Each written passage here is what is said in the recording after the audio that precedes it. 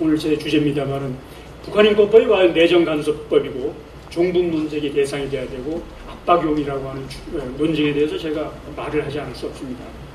얼마나 많은 이성적인 빈약함, 지적인 가벼움을 가지고 있는지를 말해주는 건데, 제가 여러분들의 말을 리마인드 시키기 위해서 몇 사람의 얘기를 반추한다면, 이해찬 대표는 북한인권법은 내정 간섭이자 외교적 결례라고 했습니다. 박지원 대표는 북한인권법은 북한이 지킬 리가 없다라고 강변했습니다. 전세근 고문도 북한인권은 남북관계가 좋아져야지 북한인권법을 만든다고 개선되는 게 아니다라고 했습니다. 바꿔 말하면 북한인권법은 실효성이 없는 내정간섭법이고 압박용이고 입법에 의한 선전포고다라고 하는 노동당 정권의 주장과 대변하는 겁니다. 과연 그럴까요? 여러분이 자세하게 아셔야 되는 거가 오늘날 과학기술 문명이 발달해서 모든 나라가 이웃인 상황에서는 국제사회에서 냉전적인 기준으로 보면 내정 간섭적인 상황이라고 하는 거가 너무나 많이 연출이 됩니다. 이 내정 간섭이 아닙니다. 단적으로 미국 의회가, 중국도 마찬가지로 러시아 국회가 만드는 미국 의회가 만드는 수많은 경제제재법은 각 나라로 하여금 경제제재 동참하라고 요구하는 법이거든요. 그거 다 전 세계 193개국 나라에 대해서 동참을 요구하는 건 그 나라 내정 간섭을 요구하는 법입니다. 그러나 그걸 내정 간섭법이라고 비난하는 얘기 없죠. 러시아가 무기 수출을 금지하는 법은 무기 수출을 받고자 하는 나라에 대한 내정 간섭이 되는 거거든요. 내정 간섭이 냉전적으로 사고로 오면 내정 간섭이 되는 거 아닙니다. 중국이 환경 문제를 중국 어선에 무방비한 조업을 방치하는 것은 내정 간섭이죠, 우리나라에 대한. 중국이 탈북자를 마음대로 처리하는 것은 우리나라에 대한 내정 간섭이 아닙니다. 일찍이 이미 대한민국은 북한 노동당 정권으로부터 제가 보기에는 내정 간섭이 아니라 내정 공수, 내정 침공까지 받았습니다. 연평도 사건이 그렇고 천안함 침공이 그렇고 우리는 내정 간섭 정도가 아니라 내정 공습을 받아놨습니다.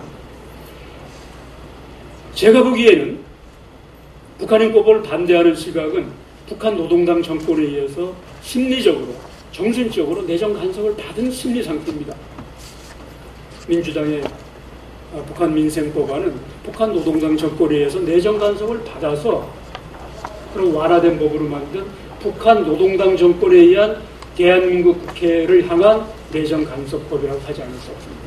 허다히 많은 문제가 있는데 필요한 거는 제가 토론할 때 질문을 받고 제가 감정을 높이면 안 되잖아요. 좀 논리적으로 제공해줘야 되는데 안타까워서 한 말씀 이해드리고 발제를 마치겠습니다. 주제 발표 끝났고요. 이제 바로 이 토론을 들어야 되는데 우리가 하태경 의원님이 오셨어요. 하태경 의원님은 이 분야에 여기 계신 분들만큼 정통한 분 잠깐 인사하고도 가도록 하시죠. 예. 안녕하십니까. 새누리당에서 북한인권위원장을 맡게 돼서 일찍 인사를 드렸어야 되는데 오갈 게 좀 있어가지고 그랬습니다. 토론이 또 길어지고 한 말씀만 드리겠습니다. 10대 때부터 북한인권법을 계속 추진을 했는데 지금까지 안 되고 있지 않습니까? 이제 그 이유는 크게 두 가지입니다. 하나는 국회의 의지가 부족한 게 있고 또 하나는 국민들의 관심이 부족한 게 있고 사실 이 두 개가 연관되어 있는 겁니다.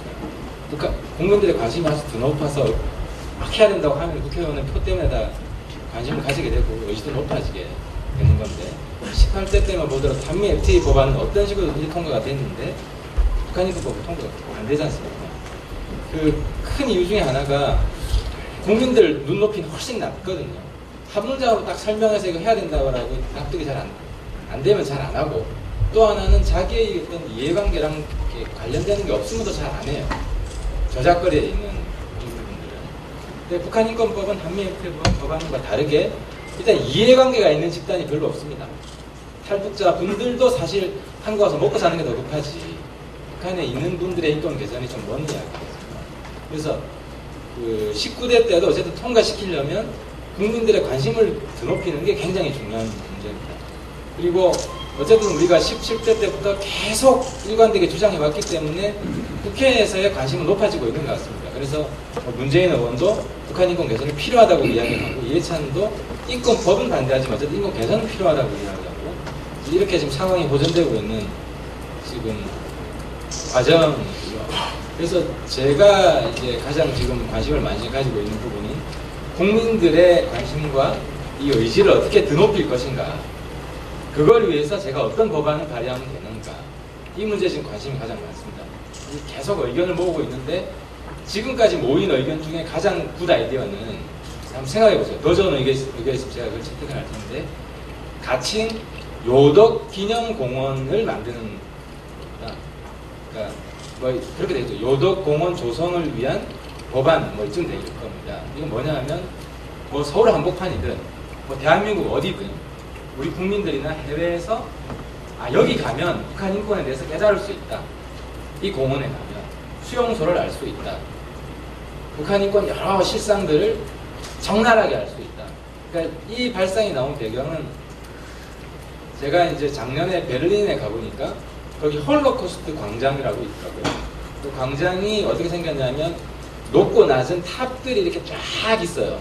근데 그 광장이 무슨 광장인지 모르고 딱 쳐다보면 왠지 슬퍼요. 근데 이게 뭘까 그래서 궁금해서 봤더니만 홀로코스트 공원인 거예요. 근데 이제 그 홀로코스트 공원은 아우슈비츠에서 다 사람들이 죽고 여러분 그분들을 못 지켜줘서 정말 미안하다는 마음으로 그 가해자인 이제 독일 정부가 만든 건데, 우리는 아직도 요독 수용소에 있는 사람들 살릴 수 있는 시간이 있지 않습니까? 그러니까 요독 수용소가 있을 때, 정치범 수용소가 있을 때 그것을 환기시키는 걸 하면 이거는 이제 공원이 조성된 거기 때문에 훨씬 이해관계에 이제 그러니까 사람들 관심이 다단계잖아요. 정말 순결한 인권 이런 것에 관심 가질 수도 있고, 남들이 하니까 따라할 수도 있고, 아니면 물질적 이해관계가 있으니까 따라할 수도 있고, 이런 뭐 종합적인 욕망들을 다 합쳐야 엄청난 국민적인 캠페인을 불러일으킬 수 있기 때문에 이걸 일단 추진을 해보자 하는 쪽으로 저희 실에서는 의견을 모으고 있습니다. 근데 물론 이것보다 더 좋은 의견이 있으면 언제든지 수용을 해서 그걸 할 겁니다만은 잠정적으로는 좀 그런 상황이고요. 그리고 두 번째로는 이제 북한 인권 법안인데, 북한 인권 법이 인권 개선이라는 게 이제 쉽게 이야기하면 그 캐럿하고 스틱이 같이 필요한 거라는 겁니다. 그 채찍과 당근이 같이 필요한 건데, 미국의 인권, 지금 이제 우리나라에 추진되고 있는 인권 법안은 미국형 법안이에요. 그러니까 미국형 법안에 대해 기본 내용은 채찍형 법안이에요.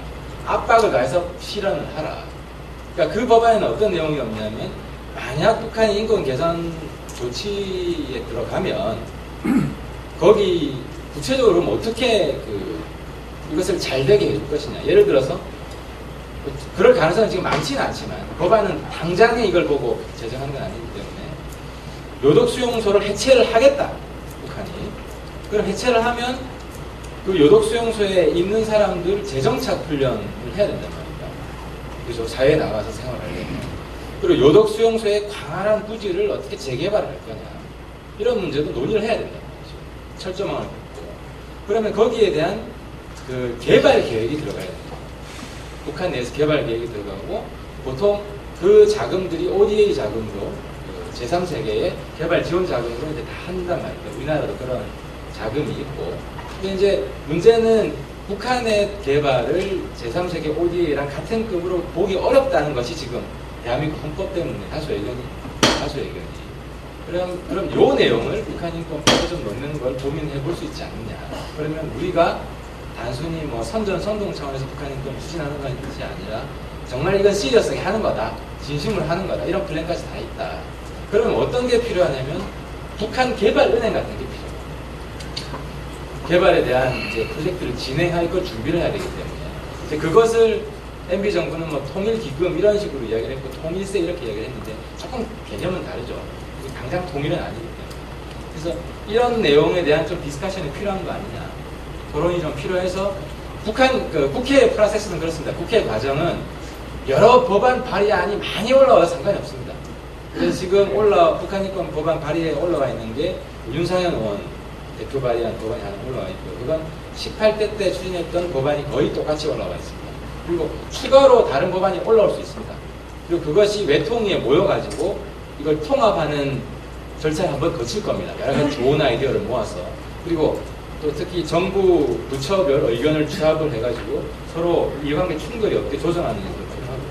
그래서 다양한 의견들을 좀 모아주시고, 또 오늘 한의원 교수님은 처음 뵀는데 이게 뉴 페이스들이 북한 인권 운동에 들어오는 것보다 좋은 현상이라고 생각이 됩니다. 또 새로운 단체, 북한 자유인권 국민연합이란 또 새로운 단체가 들어오는 것도 좋은 현상이라는 생각이 들고, 그래서 결론을 말씀드리면은 대선 때까지는 민주당을 좀 압박하는 모드가 강할 것 같습니다. 아직까지는 협상에 들어가는 것보다는 압박을 해서 최대한 저쪽에서 북한 인권 법을 추진하는 거나 아니면 저희 쪽에 추진하려고 하는 요독공항 조성하는 그런 걸 좀 양보를 많이 하기도 하고, 그리고 대선 이후에는 조금 이제 어차피 국회가 지금 선진화법 때문에 민주당이 그냥 통과될 수가 없습니다.